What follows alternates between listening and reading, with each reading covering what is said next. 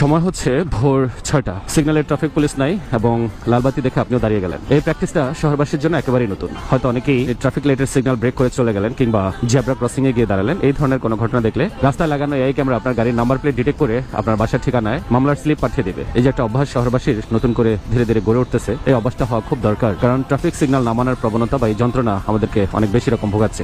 সবুজ বাতি জ্বললো, তারপর আমাদের গাড়ি আবার চলতে শুরু করলো। ডানে যাওয়া নিষেধ, আবারও আমি এই সিগন্যালে দাঁড়ালাম। লাল বাতি জ্বলতেছে, আমি এখানে ব্রেক দিলাম। আমার দেখা দেখে সিনজেলা মামাও দাঁড়ালো, বাট একটু আগে আরো দুজন তিনজন চলে গেল।